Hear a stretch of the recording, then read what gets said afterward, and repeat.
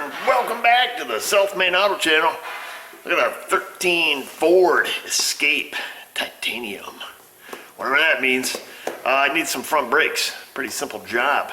I assume if you're watching this video and you're putting brakes on your Ford Escape Titanium, you already know how to jack it up safely and remove the wheel, so we skip that and we're going to get right to the nuts and bolts stuff.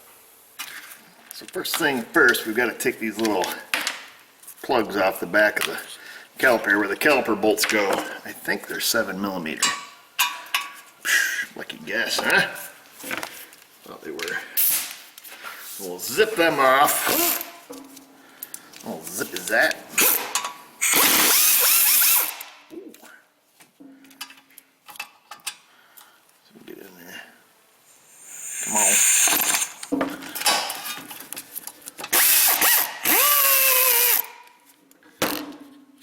Come out a little bit further. Let me get a little flathead. Gotta push them out a little bit so they don't bind up on us. There we go. We'll pop them right out. And sometimes these get all crudded up. These ones are nice and clean, so we don't even have to wire wheel them little guys. That's nice and clean too. I'll use a pry bar / screwdriver. We'll get in here on the edge of the rotor if we can catch it. Pry it over a little bit and start pushing that piston back. Just make sure you're not, prying in the wrong spot. You don't want to get jammed up on that boot or have it slip off.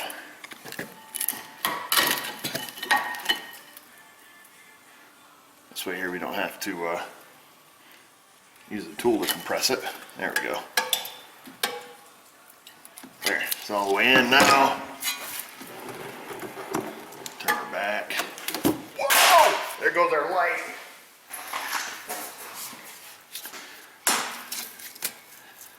There we go. So now we gotta get this little clip off, which these ones you have to pry it up on slightly. They're locked in here. Now our pads, I believe, come with this anti-rattle clip, but I'm not 100% certain. So then we should be able to lift our caliper right off, technically. And there's our caliper and pad. Don't let her hang by the hose. We're just gonna set her somewhere. Leave it right there for right now. Let's see, then we will knock our pads out. Just gotta give them a little pry. The little ears on here, they kind of get a little bit of corrosion on them. They tend to kind of lock on the caliper a little. And the inner one should have a rose clip on it.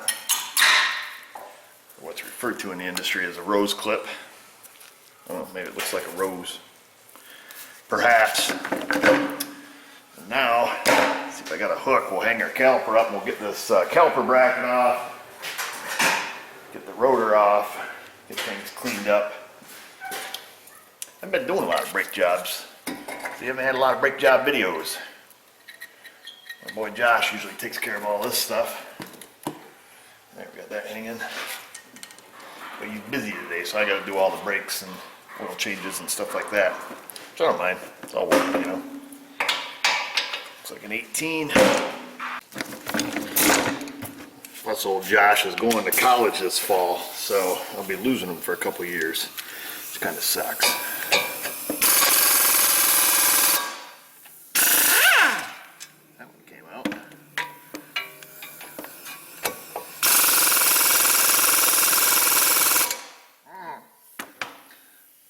No, Nano ain't quite got the nuts for that one. Let's see if we can use the old Mac tool, the old air cat. She'll zip her out. Ooh. He's got Loctite on him from the factory.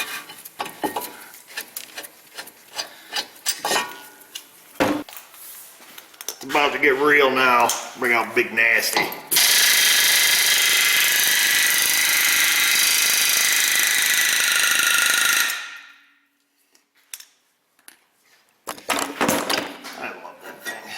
So that breaks the old rust loose. breaks the bond between the, you know, the rotor and the hub face. These get pretty crusty around here. So I'll get the hub cleaned up.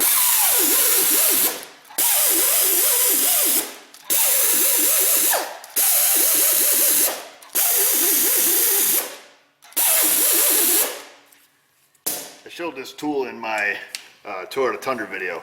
I put a link to this in the bottom if you want to buy that adapter for your Whizzy wheel. And I also show a little 90-degree, actually I think it's the same one, yeah, the 204. Astro has a pretty good deal on a 2-pack of these things.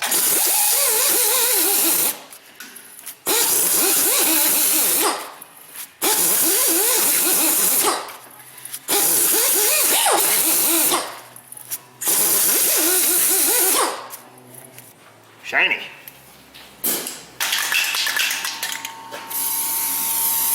I like to hit these up with a little fluid film or spray grease, anything to kind of keep that surface from rusting. Slip our new rotor up on there. Let's keep a bunch of old hub nuts around. They were good for taking up that space. Just to, you know, stick a wheel nut on there to keep it from getting all flopping around.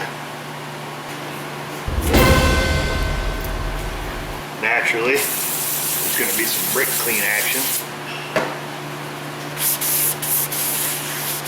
Wipe off some of the packing grease.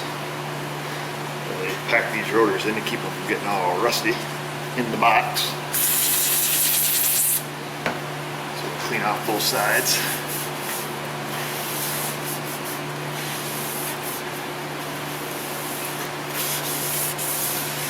Beautiful. Next thing you want to do is clean off your brake caliper bracket. So if there's a lot of rust and crust buildup on where the pad ears sit, you're going to have to go in here with a file or, you know, really stiff wire brush to get that rust out of there. Here at the shop we use a sandblaster, so I just blast them out, hit them on the wire wheel, and they're good to go. And then at that point, I usually take a little bit of brake caliper grease, or you can use, you know, anti-seize, whatever it is your preference. But this will allow the pads to, or the ears of the pads to slip through here for a long period of time, hopefully through the whole life of the pad without gaining a bunch of corrosion and seizing them up in here. Now this caliper bracket design is usually pretty lenient on corrosion. Chrysler uses a similar brake system on some of the older Jeeps and stuff, and they tend not to actually lock the pads in here for the whole, you know, service of the, whatever I want to say, the whole life of the pad. There we go. Now we can reinstall our caliper bracket, put a little bit of extra blue Loctite on there. So we'll stick these on and torque them to factory specs as usual. I believe on these is about 129 foot-pounds.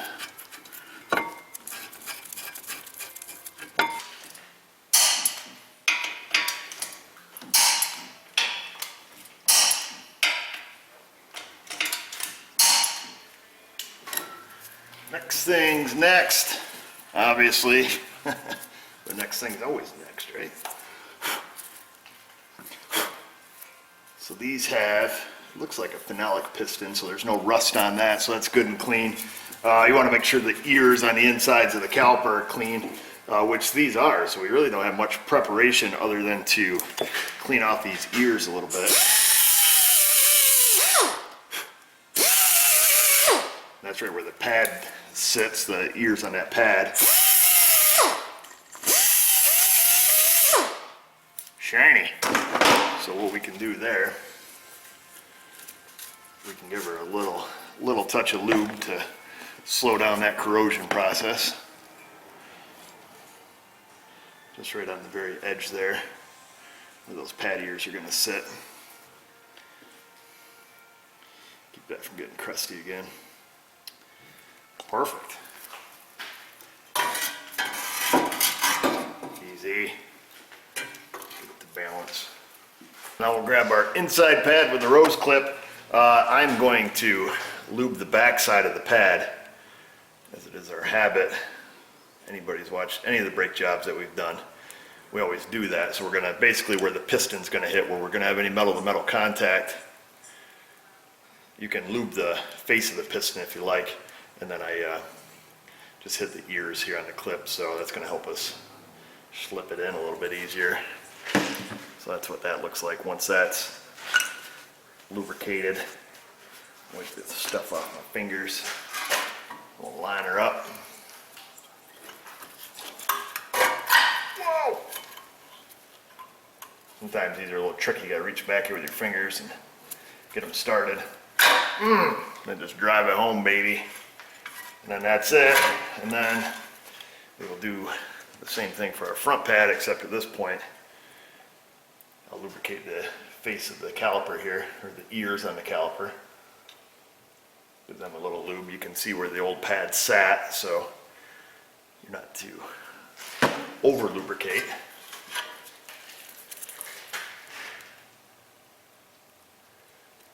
And this will keep the surface from rusting, plus inhibit any noise.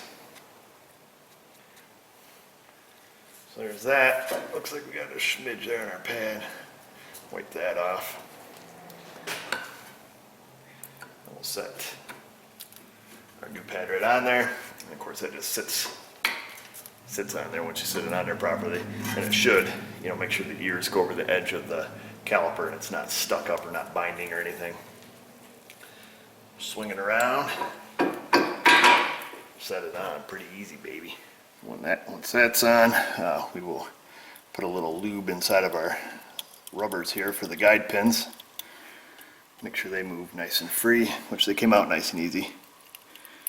I find that if you put it inside the rubber here first, it doesn't have a tendency, like if you just lube up the pin, it just kind of wipes it all off on the way in.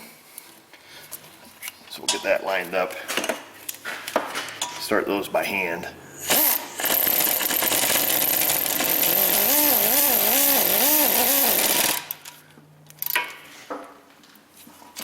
Tighten them up to factory specs. Don't forget the handy little cover it goes on them. Keeps all the crud from getting in there. Same thing on the bottom one.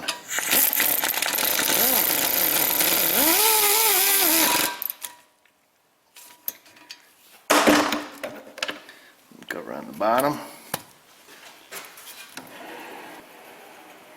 So at this point your caliper should be good and free. If it's not, there's something wrong. So then you got to get the old tricky clip on here without sending this baby flinging. So you want to hook it on the ears of the caliper bracket and then push it up into the caliper. Would be the that's our objective. Or we'll just sit here like a monkey. Like a monkey. Come on, little guy. Yes, I got you. Alright, beautiful. Make sure that's in all the way, which it is. It's got perfect. There it is. There you have it, folks. Front brakes on your Ford Escape titanium. This is a 2013. I don't know what all models and makes and stuff this fits, but this is a pretty common brake setup you'll see on Fords on multiple platforms. So pretty standard stuff. You know, brakes are pretty standard.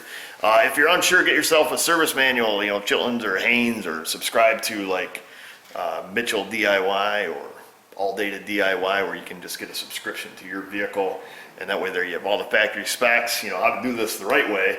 And you know, you got all your torque specs and all that stuff. So that's what I would suggest before just diving into any car repair all willy-nilly or listening to some guy on YouTube.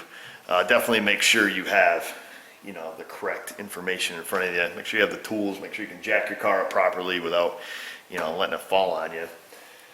And I guess that's it. The other thing I would say, if you do push in the piston, you know, like we do here, and I didn't show you guys the process at the beginning, but, you know, definitely check your master cylinder, make sure it's not, you know, full. Somebody didn't top it off like at the Jiffy Lube, and, you know, now you push it in and you got brake fluid everywhere. So, like I say, you can use an old turkey baster or something to kind of suck that down before you get started. And if you do use a turkey baster, wash it out before you give it back to the wife. You know, that would be my suggestion. or just keep it in your toolbox, buy a new one. Well, that's it. Down below, click the subscribe button, notification bell if you would, if you want to be notified about the self-made auto videos. Check us out on Google+, Facebook, and now on Patreon if you want to help support us in what we do. And just remember, viewers, if I can do it, you can do it. Thanks for watching.